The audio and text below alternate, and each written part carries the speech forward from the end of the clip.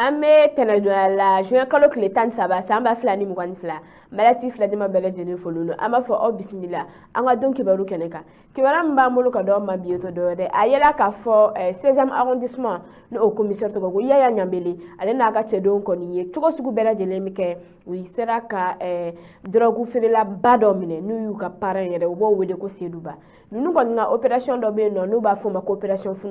opération funu ko ni opération mi ba to ma munu ko me nyana minima fengo ni fere ma munu ye nyana minima fengo ni nati jamana ko nala opération funu ko da banu ko lu mawde mine ka chama bo nyana minima fen tabagola mi ba to nyana minima fen ko ni ab ko be eradike don fo ka banchu mina ayela ka fo kati ko ni marala centre émetteur ko ni fanfela la aditem na la ka fo clé fleur na dem sanu ko ni beken nugo su kan ka tia ka tugu nyokon ko o kon na la kati centre émetteur ko ni fanfela la accident bado ko ni kera min ko ni dem sani duru ko ni blessé nga kele min ko ni bula o yere ko ni oni torala accident ko ni kera tugo di mobility de ko ni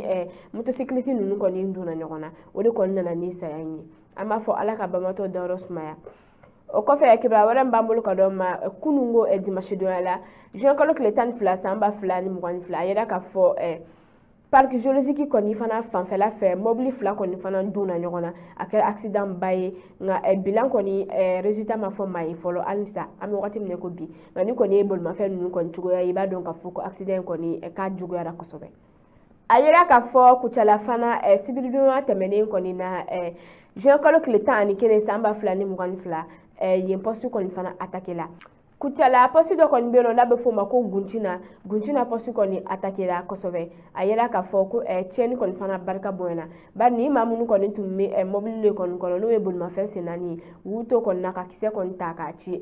gunchina ko ni postu mawla ulu ko ni sela ka wolo la kam ke ko autorité ma ko wakil to la kosobe ko barsa ku ko postu ko ni sécurité ko ni te c'est au niveau bema ko donc ko bato autorité ko ni ka inciter abisa ka min ko ni ke uliye ubisa ka ni attaquer na nyogono ko ni éviter chugumna barsa ali temesena mando ko ni fana blessé la o konnala kibala man bambolo ka daw ma yela ka fo science o posi ko ni attaquer la sibiri duna temene na tukuni ko c'est enfant fanfe ayela ka fo ku yi poste de piège ko ni uyo jeni makini ko ni lintura la ma blessé ni chama ko ni yelo konnala o baye ka fo ko ni attaquer ni ko ni kara na fo attaquer similaire wa bekela donkene u ya beke poste de ko ni fana ka tukutuku nyogona amba fo ala ka hine bamatolo ku dorosmaya kibala munu tumamolo ko do ma bi